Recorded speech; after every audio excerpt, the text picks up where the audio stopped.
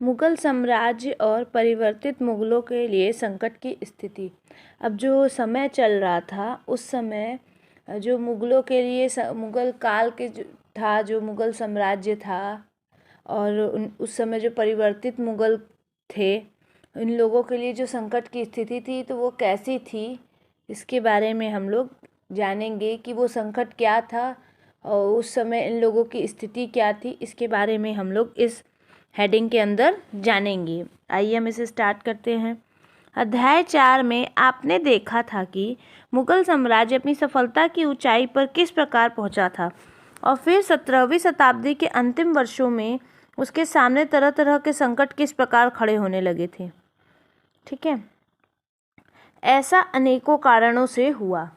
अब देखिए, जो आपका मुगल काल था इसके बारे में हमने चैप्टर 4 में पढ़ा था। ठीक है, तो वहाँ हम लोग ने देखा था कि मुगल काल कितना सफल था, उनका साम्राज्य विस्तार कैसे तेजी से होता जा रहा था और हर युद्ध में ये सफलता प्राप्त कर रहे थे। इनकी शक्तियाँ चरम सीमा पे थीं, तो ये ऊंचाई पे बढ़ता जा रहा था। तो वो किस तरह बढ़ा था, किस तरह पहुंचा था, ये और 15वीं शताब्दी के जो लास्ट समय था, अंतिम वर्ष थे, उसके सामने जो तरह तरह के आपके संकट खड़े हो रहे थे 17वीं शताब्दी के लास्ट में, वो किस तरह के संकट थे ये हमें जानना है आगे। ऐसा देखिए, ये जो संकट थे ये अनेक कारण से आ रहे थे। ठीक है, कि क्योंकि उस समय के जो बादशाह थे उन्होंने कुछ ऐसी गलतियां की ही होंगी, तभी ना इतना बड़ा संकट आ गया। अब बादशाह औरंगजेब ने ढक्कन में 1679 ईस्वी से लंबी लड़ाई लड़ते हुए साम्राज्य के सैन्य और वित्तीय संसाधनों को बहुत अधिक खर्च कर दिया था। अब देखिए यहाँ क्या गलती हुई थी। जो बादशाह औरंगजेब थे, सम्राट औरंगजेब जो थे, वो जो ढक्कन में युद्ध लड़ रहे थे, ठीक है, जो 1679 से जो सन था आपका 1679, इससे लंबी लड़ाई लड़ रहे थे। ठीक है, इस लड़ाई में बहुत ज़्यादा सैनिक यूज हो गए। ठीक है, और वित्तीय साधन यानी खर्च, धन का खर्च हुआ और बहुत सामान नुकसान हुआ। ठीक है, जो जितने संसाधन थे सैनिकों के वो भी समाप्त हो गए थे इसी कारण। ठीक है, बहुत अधिक खर्च हुए थे ये सब चीज़ें, तो इसीलिए ये लोग दिक्कत में आ गया था मुगल साम्राज्य जो था, क्योंकि उनके पास संसाधन बचे ही नहीं थे। औरंगजेब ने के उत्तराधिकारी के शासनकाल में साम्राज्य के प्रशासन की कार्यकुशलता समाप्त होने लगी थी और मनसबदारों के शक्तिशाली वर्गों को वंश में रखना केंद्रीय सत्ता के लिए कठिन हो गया था। अब देखिए, जब औरंगजेब के उत्तराधिकारी जो थे उन लोग के अंडर में आया राज्य, ठीक है, तो उन लोगों ने साम्राज्य जब उनके अंडर में आया तो उन लोगों ने प्रशासन को बहुत अच्छे से चलाया। ठीक है, और उनकी जो कार्य कुशलता थी वो तो ख़त्म हो गई थी, क्योंकि मतलब कार्य में जो अच्छे लोग थे या धन था ना, जो सुविधाएं थी वो सब ख़त्म हो चुकी थी।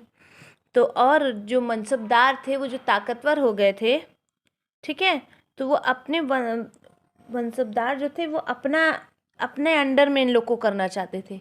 वो आज़ाद हो गए थे, स्वतंत्र हो गए थे।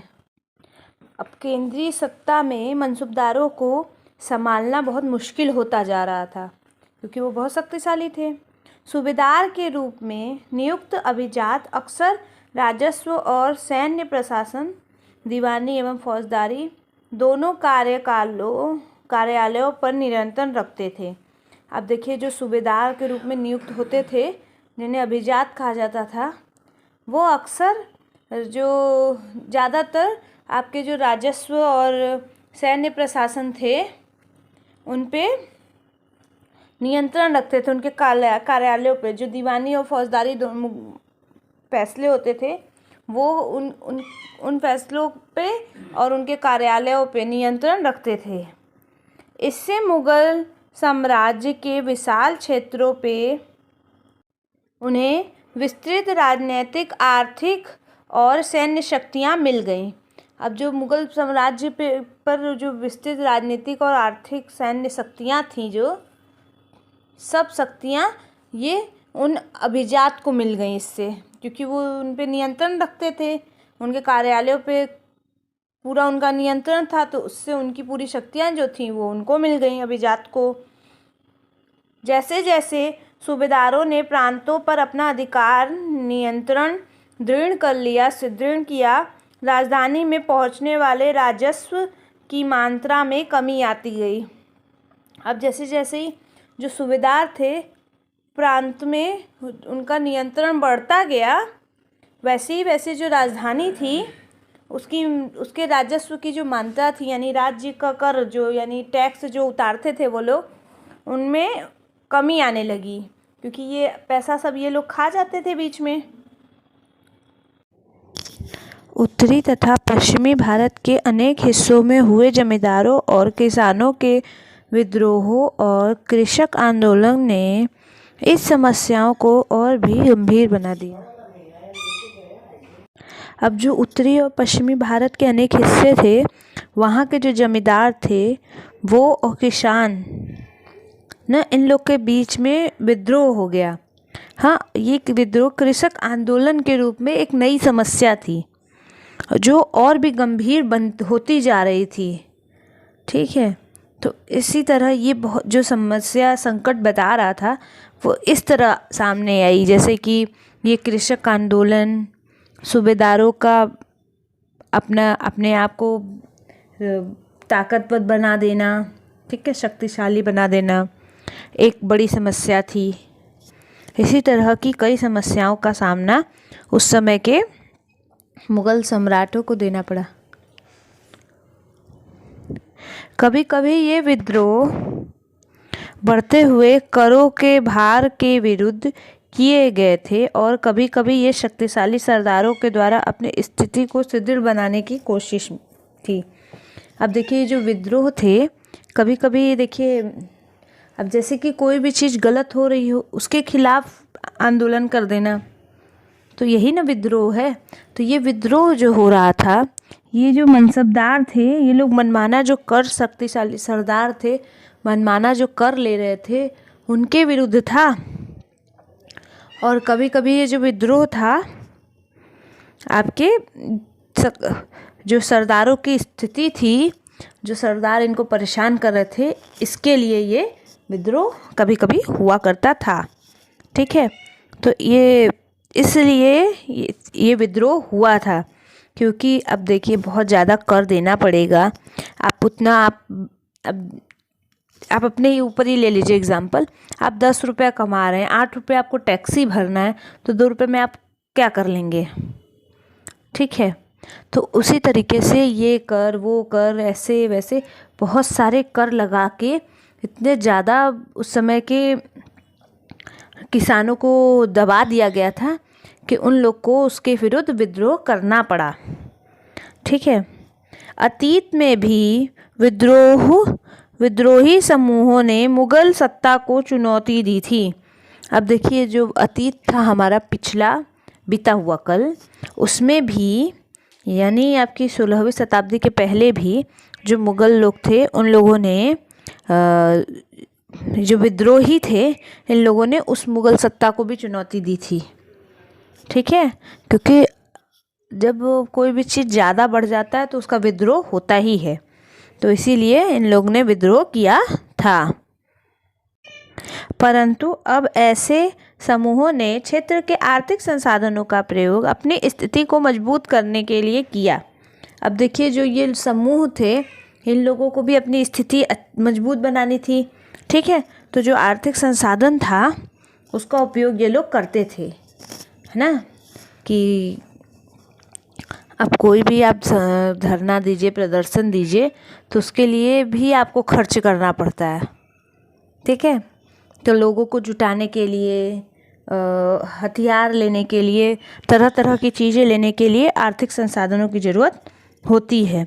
तो जो विद्रोह कर रहे थे, इन जो समूह थे, ठीक है, इन लोगों को भी आर्थिक संसाधनों की ज़रूरत पड़ती थी और उसी संसाधनों को उपयोग करके ये लोग अपनी स्थिति मजबूत बना रहे थे बार बार, ठीक है, इसीलिए ये लोग टूट नहीं रहे थे। जिस तरह से धीरे धीरे राजनीतिक व आर्थिक सत्ता प्रांतीय सूबेदारों, स्थानीय सरदारों व अन्य समूहों के हाथों में जा आ रही थी, औरंगजेब के उत्तराधिकारी इस बदलाव को रोक ना सके। अब देखिए, आपने देखा ना किस तरह कठिनाइयों का सामना हुआ। राजनीतिक और आर्थिक जो सत्ता थी, ठीक है, ये बदल रही थी, सूबेदारों के अंदर में आ रहा था पूरा चीज़। यहाँ स्थानीय सरदार जो थे वो अपने अंडर में लेना चाहते थे सब कुछ निचले तौर पे, और जो अन्य समूह थे वो भी प्रबल हो गए थे इसी तरह। और औरंगजेब जो थे, ठीक है, इन लोगों को अपने काबू में नहीं कर पा रहे थे, औरंगजेब के उत्तराधिकारी जो थे वो ये सब, और इस बदलाव को वो रोक नहीं पा रहे थे, इसीलिए मुगल वंश का अंत हुआ। और यही बहुत बड़ी कठिनाइयाँ थी, संकट थे जो मुगल साम्राज्य को औरंगजेब के बाद झेलने पड़े थे। फसल, भरपूर फसल और खाली तिजोरियाँ। देखिए, फसल जो थे वो भरपूर हो रही थी, पर उसकी वजह से फिर भी तिजोरियाँ जो थी वो खाली थी। तो वो कैसे थी, इसी के बारे में हम लोग जानेंगे। अब उस समय के एक तत्कालीन लेखक ने इस बारे में लिखा है, भरपूर फसल और खाली तिजोरियाँ, ठीक है। एक तत्कालीन लेखक ने साम्राज्य के वित्तीय दिवालेपन का वर्णन इस शब्दों में किया है। यानी जो देखिए, साम्राज्य में जो दिवाले मतलब दिवालिया हो गए थे, कंगाल हो गए थे, ठीक है, गरीब, मतलब उनका धन खत्म हो गया था। तो उस पे एक वहाँ के जो तत्कालीन लेखक थे उन्होंने लिखा है, साम्राज्य के बारे में वर्णन किया है कि कैसे वो गरीब हुए। बड़े जमींदार निस्सहाय और निर्धन हो गए थे। जो बड़े बड़े जमींदार थे वो लोग के पास कोई सहारा नहीं था और वे गरीब हो गए थे, ठीक है। उनके किसान वर्ष में 2 बार फसल उगाते, लेकिन उन्हें दोनों में से कुछ नहीं मिलता, ठीक है। जो जमींदार के किसान थे ना, जो जमींदार की ज़मीन में किसान खेती करते थे, वो किसान जो थे वो उस ज़मीन पे 2 बार खेती करते थे एक साल में, पर वो उनको फसल नहीं देते थे। उस फसल से कुछ भी उनको नहीं मिलता था, दोनों फसलों में से। उनके स्थानीय गुमशुदे एक तरह से किसानों के हाथ की कठपुतली बने रहते हैं। अब देखिए, जो वहाँ के स्थानीय लोग के गुमशुदे थे, ठीक है, जो घूम घूम के काम करवाते थे वो लोग, तो वो लोग जो थे वो किसानों के हाथ की कठपुतली बन गए थे, ठीक है। जैसा किसान कहते थे वैसा ही वो लोग करते थे। जैसे कि स्वयं किसान अपने ऋणदाताओं के वंश में रहता है जब तक कि वह साहूकार का कर्जा नहीं चुका देता। अब देखिए कैसे, जैसे कि कोई किसान है, ठीक है, और वो कर्जा ले लिया है किसी आपके साहूकार से, तो वो जब तक कर्जा नहीं चुकता तो उसकी पीढ़ी दर पीढ़ी वो कर्जा चुकाती रहती है, ठीक है। उसी तरह जो ऋणदाता थे, उसी तरह ये गुमशुदे जो थे वो किसानों की उसी तरह की कठपुतली थी, जैसे साहूकार की ऋणदाता की कठपुतली किसान हो जाते थे। इस प्रकार संपूर्ण व्यवस्था, एक प्रशासन इतना चकनाचूर हो चुका है कि यद्यपि किसान अपनी फसल के जरिए मानो सोना बटोरता हो, लेकिन अपने मालिक जमींदार को एक तिनके का भी टुकड़ा नहीं मिलता है। अब देखिए, ये जो संपूर्ण व्यवस्था थी वो एकदम खराब हो चुकी थी, और वो प्रशासन जो था वो एकदम चकनाचूर, टुकड़े टुकड़े में बट गया था। सब लोग अपना मनमाना काम कर रहा था वहाँ, ठीक है। जमींदार को फसल नहीं दे रहे थे, किसान अपना मनमाना कर रहे थे, साहूकार अपना मनमाना कर रहे थे, सब अपने मन का कर रहे थे, और जो जमींदार थे वो इसी तरह वो गरीब हो गए थे, ठीक है। और किसान अपनी फसल को ऐसे बटोरता जा रहा था जैसे कि सोना हो, और जमींदार को एक दिन के लिए भी तरसा रहा था, उसको एक दिन का भी नहीं देने को तैयार था। ठीक है। ऐसी हालत में जमींदार सशस्त्र सेना कैसे रख सकते हैं जिनकी उससे आशा की जाती है। वे अपने सैनिकों को जो लड़ाई के लिए उनके आगे आगे चलते हैं और घुड़सवार को जो उनके ठीक पीछे चलते हैं, पैसा कहाँ से देंगे। अब देखिए, ऐसी हालत में जो जमींदारों की सेना होती थी, बड़े बड़े जमींदारों की, वो सेना कैसे रखेंगे। ठीक है। अब उनके पास ना तो सेना को देने के लिए पैसा है, ना उनको देने के लिए अनाज है। ठीक है। अब जो इनकी सेना थी, वो रखने की उम्मीद आशा कैसे रखेंगे ये। अब जो इनकी सेना है, जैसे कि इनके आगे चलने वाले पैदल चलने वाले, इनके पीछे घुड़सवार चलने वाले जो तलवार भाला लेके चलते हैं। ठीक है। ऐसी सेना ये कहाँ से रख पाएंगे जब इनके पास धन ही नहीं रहेगा। ठीक है। ये तो खुद ही गरीब हैं, इनके पास तो खुद ही नहीं है, ये सेना को क्या देंगे। तो ऐसी बड़े बड़े जमींदारों की स्थिति हो चुकी थी उस समय के।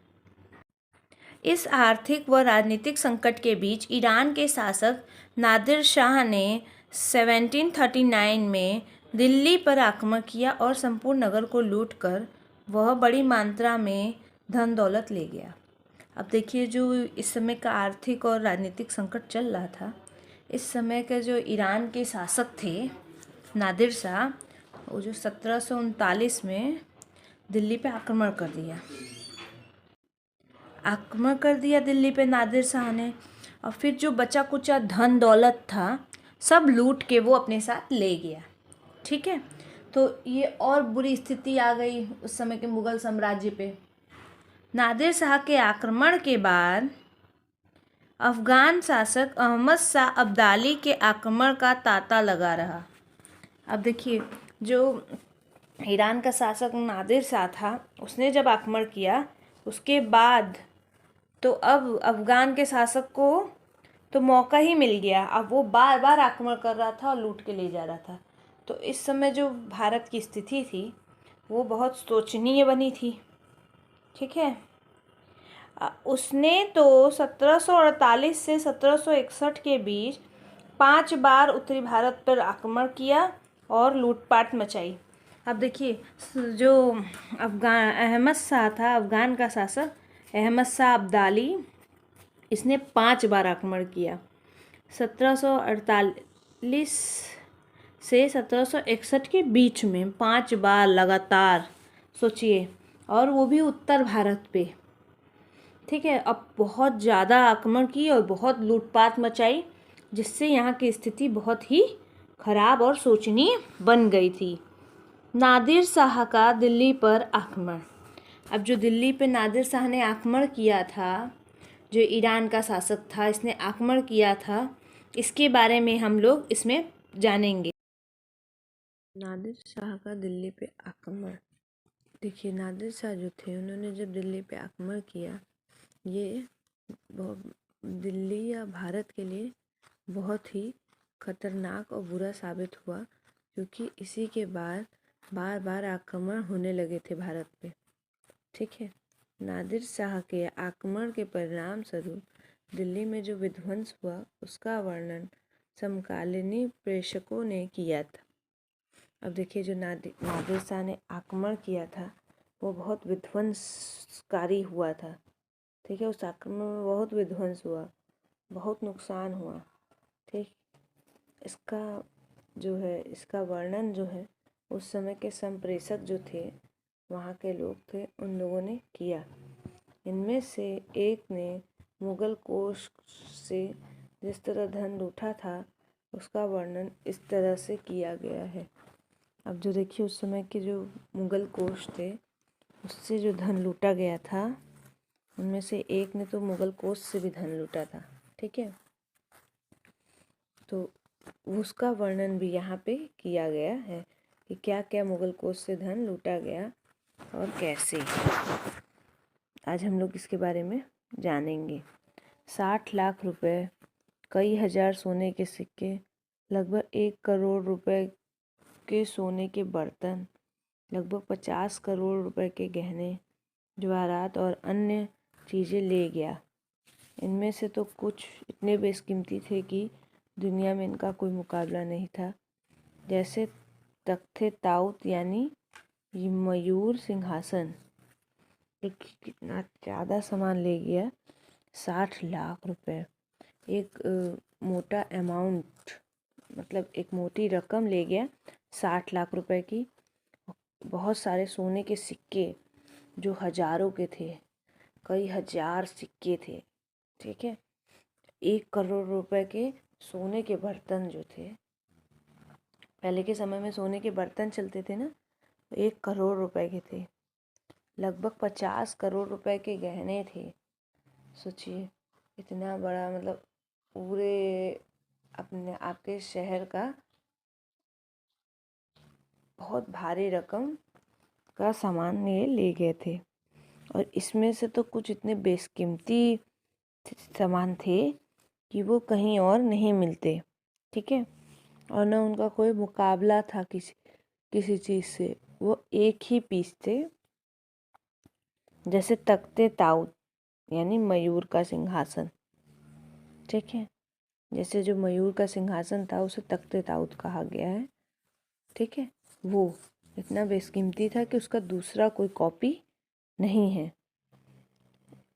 60 लाख रुपए, कई हजार सिक्के और 1 लाख के बर्तन, सोचिए 50 करोड़ के गहने, कितना ज़्यादा लूटपाट मचाया था उसने। आप जो ये देख रहे हैं, ये नादिर शाह हैं जिन्होंने आक्रमण किया था भारत, दिल्ली पे। नादिर शाह का 1779 का चित्र है, यानी 1779 का। सोचिए, इसी व्यक्ति ने इतना विध्वंस दिल्ली में मचाया था। एक अन्य वृत्तांत में दिल्ली पर आक्रमण के प्रभाव का वर्णन मिलता है। अब देखिए, वो तो सिर्फ एक कोस का वर्णन था कि मुगलों के कोस से क्या क्या ले गए ये लोग। अब यहाँ पे आप देखेंगे कि आक्रमण का प्रभाव क्या क्या था भारत में, ठीक है। इसके बारे में इस पे जानेंगे आगे। जो कभी मालिक थे, अब वही दर्दनाक हालत में आ गए। जिन्हें कभी भरपूर आदर से इज्जत दी जाती थी, उन्हें अब प्यास बुझाने के लिए पानी भी नहीं मिलता। यहाँ ये लोग देखिए मुगलों की बात कर रहे हैं, जिनका वहाँ शासक था, वो सब बालिग थे। अब जो उस समय के मालिक थे, यानी जो मुगल राज्य के शासक थे, वो लोग की बहुत दर्दनाक, बहुत बुरी स्थिति हो गई थी कि मतलब अब उनके पास ना खाने को खाना था, ना पानी था। अब बस वे नाम के राजा रह गए थे ना। और उनके पास जो आदर सम्मान था वो भी जा चुका था। अब उनके पास प्यास बुझाने के लिए पानी भी नहीं था। अब उनको कहीं पानी भी नहीं मिल रहा था, कोई इज्जत सम्मान ही नहीं कर रहा था उनका। अलग थलग पड़े लोगों को उनके कोनों से खींचकर बाहर निकाल दिया गया। दौलतमंदों को भिखारी बना दिया गया। जो शौकीन लोग थे, कभी तरह तरह के सुंदर कपड़े पहनकर पोशाकों का नया फैशन चलाते थे, अब नंगे घूमने लगे। और जिनके पास ज़मीन जायदाद की कोई कमी नहीं थी, अब वे बेघर हो गए। नया नगर शाहजहाबाद अब मलबे के ढेर बन गया। देखिए, अब ये बता रहा है। अब देखिए, वहाँ जो दौलतमंद लोग थे वो लोग भिखारी बन चुके थे। अब जो लोग कोने कोने में रहते थे उनको निकाल के बाहर कर दिया गया। इतना लूटपाट मनाया गया कि मतलब किसी के पास अब कुछ भी बचा नहीं था। लोग एकदम गरीब हो गए थे, भिखारी बन गए थे। और जो कुछ लोग को नया नया कपड़ा पहनने का शौक़ था, तब उनके पास कपड़े ही नहीं थे, वे खाली हो गए थे एकदम, ठीक है। कुछ लोग के पास बहुत ज़मीन जायदाद था, पर अब वो बेघर हो गए थे। अब जो नया शहर बसाए थे शाहजहाबाद, ठीक है, उसको वो भी मलबे का ढेर हो गया था। लूटपाट मचाई तो हत्या तो हुई ही होगी। इसलिए नादिर शाह ने तब के पुराने मोहल्ले पर हमला बोला और वहाँ की सारी दुनिया को तबाह कर डाला। अब जो नादिर शाह थे उसने वहाँ जो शहर का पुराना हिस्सा था, मोहल्ला था, वहाँ पे भी हमला किया था और उससे वो वहाँ का जो नगर था, शहर था, वो पूरी तरह से तबाह हो गया और दुनिया से गायब हो गया। मतलब इतना बुरा स्थिति था कि दिल्ली पे जो हमला हुआ उसके बाद न खाने को अन्न था, न पीने को पानी, न पहनने को कपड़ा था और न रहने के लिए जगह। बहुत बुरी स्थिति उस समय की थी। साम्राज्य पर सब ओर से दबाव तो पड़ ही रहा था। अभिजातों के विभिन्न समूहों की पारंपरिक प्रतिद्वंदिता ने उसे और भी कमज़ोर बना डाला। अब देखिए, साम्राज्य के जो ऊपर था वो, अब वहाँ के जो साम्राज्य था उसके ऊपर बहुत दबाव पड़ गया, क्योंकि ये जो था, अब जो अभिजात समूह था वो प्रतिद्वंदी बन गया था ना। प्रतिद्वंदी वही मतलब कंपटीशन में जो दूसरा होता है, हक जताने वाला, युद्ध करने को तैयार, और उसे भी कमज़ोर बना डाला गया। तो अब पूरा राज्य कमज़ोर था, तो अभिजात जो थे, दूसरा पारंपरिक प्रतिद्वंदी था, वो भी कमज़ोर हो गया। ठीक है, साम्राज्य था उसके ऊपर सब तरफ से दबाव पड़ रहा था, आर्थिक, सामाजिक, राजनीतिक, सांस्कृतिक, क्योंकि सबको नुकसान पहुंचा था। ये अभिजात दो बड़े गुटों में बटे हुए थे, ईरानी और तुरानी, तुर्क के मूल के। अब देखिए, अब जो अभिजात थे वो दो बड़े भागों में बटे हुए थे। ठीक है, एक था ईरानी, एक था तुरानी। ठीक, ये दो नाम दिए गए हैं। ये अभिजात के भी दो समूहों में बटे हुए थे। काफ़ी समय तक परिवर्तित मुगल बादशाह इनमें से एक या दूसरे समूह के हाथों की कठपुतली बने रहे। अब देखिए, जो लंबा समय था उसके बाद वो जब परिवर्तित मुगल बादशाह थे, जो मुगल साम्राज्य के अलावा कुछ और मुगल बादशाह थे, तो उनमें से एक दूसरे की ये लोग हाथ की कठपुतली बने हुए थे। कठपुतली मतलब एक दूसरे के इशारे पे ये लोग चलते थे।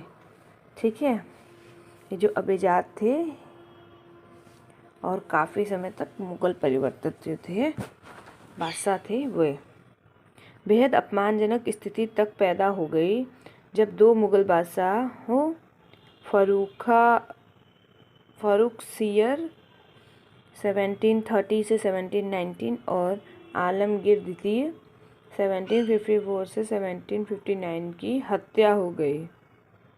ठीक है, अब देखिए, जो बेहद बेकार और सबसे अब क्या कहेंगे, बहुत बुरी स्थिति उस समय थी, बहुत अपमानजनक बेइज्जती हुई तब जब यहाँ के दो मुगल बादशाहों की हत्या हो गई, जिनमें एक थे फर्रुखसियर, जिन्होंने सिर्फ 3 ही साल 1713 से 1719 तक की शासन किया था, और आलमगीर द्वितीय जो 1754 से 1759 तक उन्होंने शासन किया था। इन दोनों शासकों की हत्या हो गई थी। ठीक है, दो अन्य बादशाहों अहमद शाह 1778 से 1754 और आलम शाह द्वितीय को उनके अभिजातों ने अंधा कर दिया। अब देखिए, जो मुगल परिवर्तित शासक थे तो इन लोगों को, इनके जो अभिजात थे वो ताकतवर थे, तो उन लोगों ने इन पे जुल्म किया, दो बादशाहों की हत्या कर दी और दो बादशाहों को अंधा बना दिया। अब देखिए इसमें देखिए अहमद शाह थे और शाह आलम द्वितीय थे, ठीक है, जिनका कार्यकाल था 1748 और 1754 तक। इन दोनों लोगों को वहाँ के अभिजातों ने अंधा ही बना दिया था। यही हमारा लेसन 10 का फर्स्ट वीडियो ख़त्म होता है। आई होप मेरा वीडियो आपको समझ में आया होगा। फिर भी कोई डाउट या प्रॉब्लम हो तो कमेंट सेक्शन में कमेंट करके आप मुझसे पूछ सकते हैं। Thank you so much. Channel को लाइक सब्सक्राइब ज़रूर करिएगा।